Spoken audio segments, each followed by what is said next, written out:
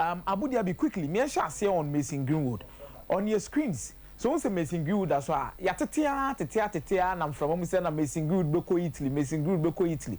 Italy deal ne there out of the equation. Aramfa. Enya footballing reasons in Italy ni ko be den. Say what's the dia here? Nanseya na the Italian Serie A. Any a non-profit organization be ekokuta udie mu. Say omu protest the tia enkofuku a momu treat ma badly. Itina say we the Italian Serie A drum rebi a players ne de red color bi etai trotro mo ha. Ya no mo de aye o. No mo de aye yo manim Jose Mourinho de bi ye ho. Ubo say players ne bo anesis a omu ni nyina kye say omu pese omu kye say omu a omu bule ma na so omu de omu sakeka etwiti ma say de ni kwan say de omu fa so no. Abu Dhabi omu mpom asema na so omu mpom mahu. So within Italy itself, the head of the Italian Football Federation and the head of the Italian Serie A, Lorenzo Cassani, omatena se adwen wonu say anything that is related to injustice towards women, and I say ebia usisi oba, and I so person otena oba fa ahudie so no, omo de omani nye ho kra. Eno na ama Mason Greenwood moving to Italy no, caste a shadow of doubt upon the deal.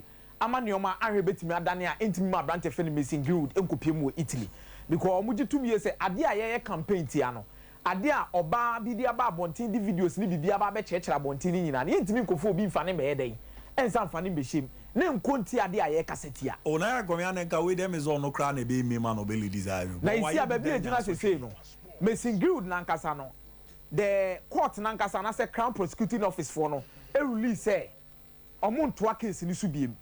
But based on the video, based on the pictures, any audio say Pia Bontin by no. Amount for na just wo gidie say ye no ye. Let me say baba wana ana catch omo so muntwa so. No be antran baby ko ni baba wana ka say expect e ba. Akoda ebem. Ana omo ankasa person omo sa so tena bom. Iti omo case no mo de akwakosi fie no omo so te but it doesn't take away the audios and the videos ne nyoma ba bontin e chese Mason Greenwood e de sake kan baba wano. That is where the issue is.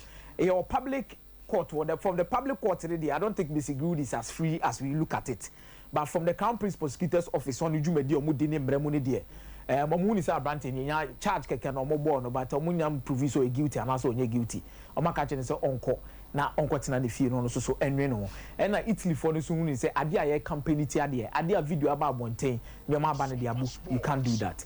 Now, quickly, ma Abu Dhabi movie on the encore the next story and also so in the shape of a Brante friend Mano Solomon. Or the medicals, no, Tottenham Hotspur as a free agent. SOMPA Sports. Na Abrante we say na nkasa no ba be join the likes of Benayoun mo a mo free Israel o ma be pimo the EPL mo e be bo mo modern so betima si akan e de ama some of the top clubs. You can talk about Rosenthal no be bo Liverpool kakra at some point in time from Liverpool to Tottenham Hotspur. Or no anane kuta one record in the English Premier League where an Israeli or share in 3 consecutive matches. Ediama a single club back in 1992. Man of Solomon this particular season went 5 games straight. Shego to atwa so sa break that particular record. Now he's getting another dream move to a team of Tottenham Hotspur and Okwako any medicals. Na nyoma akoye Ediamano. Then Van der Ven, Wolfsburg, ama Tottenham Hotspur as I say Abrante na be catch omo say onsi akan fam omo peso Tottenham Hotspur. Scared that one man I said score mo dey ato no so 30 million pounds. Omo so Tottenham Hotspur 30 million pounds omo first Canberra. Abrante ne de ombe jana manaba be si akan e de amomo next season. Tottenham asaba na chi. Omo betina se abedi nkomo. Omo bobo esika no but Tottenham sika o de beko no enye 30 million pounds no o de beko. Tottenham hwe ni muso betimi de be 20 million pounds akọ. No aye add-ons ne 5.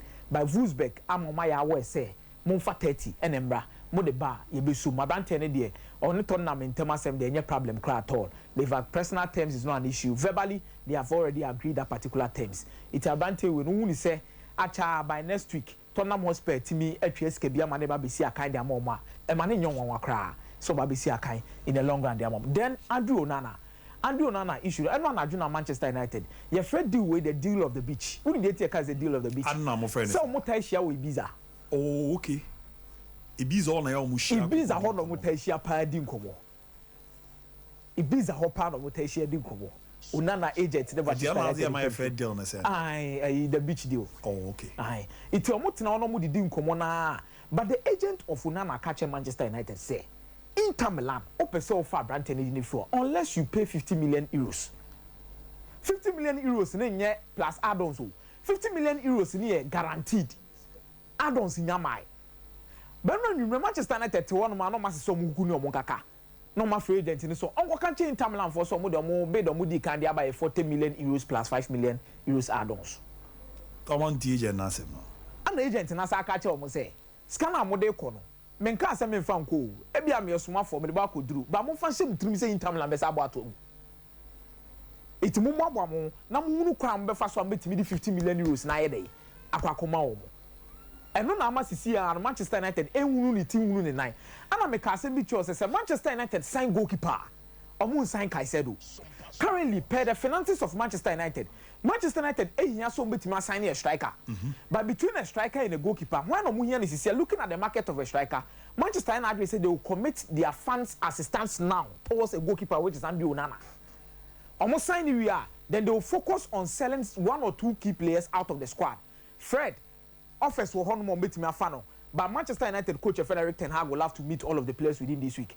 Only Harry Maguire crumple crucial meeting this particular week. Harry Maguire person ko catch Eric Ten Hag say and oko bisa no question say this season mononi role in the team to say. Ten Hag so already so be catch and say bonny there unya bebre mo to say there wadwen you say also utimi ye dey. Utimi bono. Harry Maguire is also looking forward Euro 2024. Already Gary Southgate a man warning say onya no mpe bimbo na o make sure so betima starter.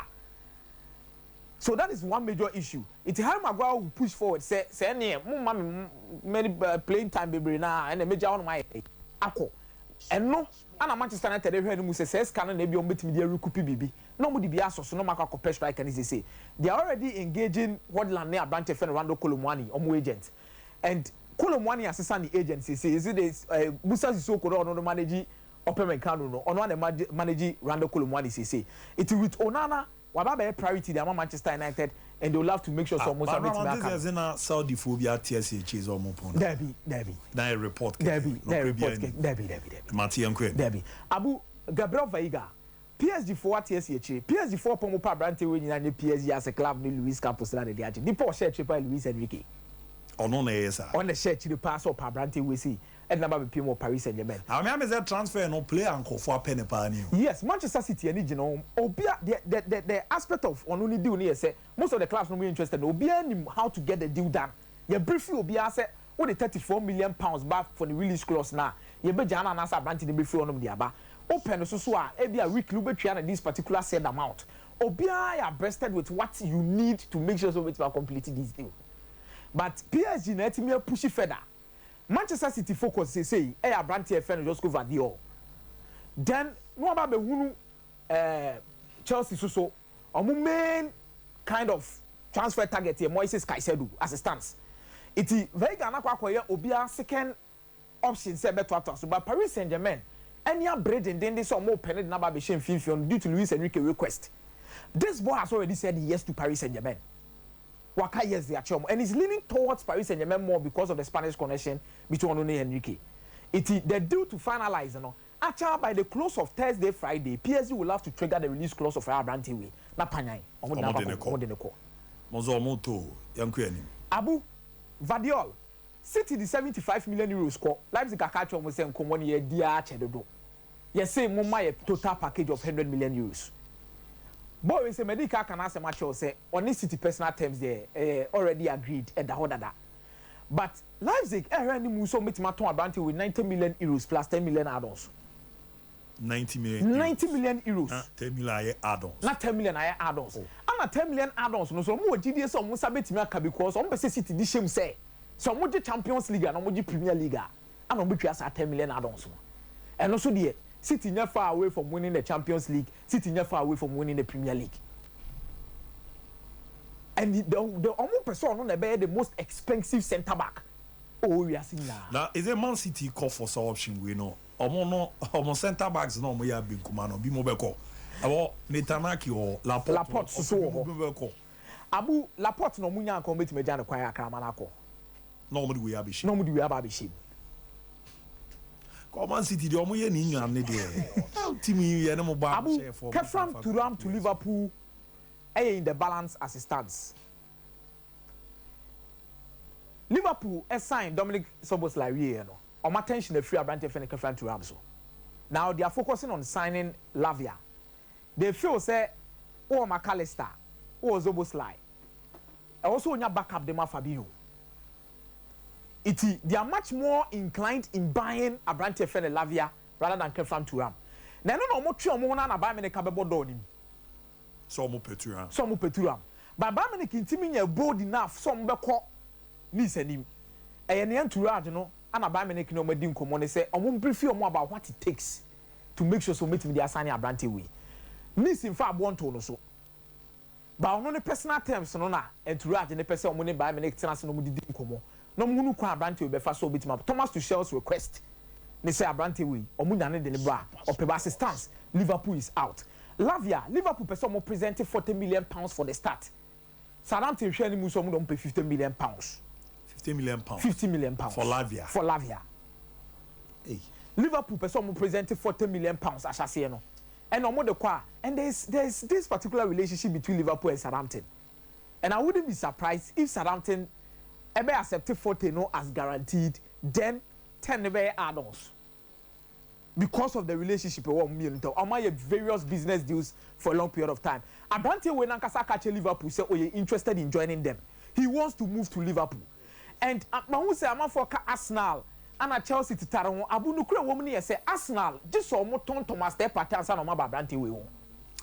Liverpool for no chance, Liverpool for no chance than any other team. Chelsea also concentrates on near Abrante way unless they are down with Caicedo deal no. It is the first option and realistic option for Abrante friend Lavia assistance. A team of friendly Liverpool. I'm gonna make it and I'm gonna take improved steps to meet the entourage of Abrante to make sure some Mosabeti Maka. Chelsea signing Abrante with a friend of Matthias Franta. And now be remove on now. By Wednesday, Omerie Angelo Dieno. Now Omerie only kind the first part of medicals for Brazil. But Flamingo requested said Chelsea should pay 25 million euros for this boy. Chelsea also almost kekuta omu 20 million euros. Omunye no mo fa Abrante we fa mo. But Chelsea any Flamingo benya nkutahudie e free ena anadwu ya nkosi ochena no pa. Omedi nkumo bebre about Abrante we say no ma catch omo say se ton 20 million euros no na se ye ton na mo salon no say percentage say na mo benya de afrim.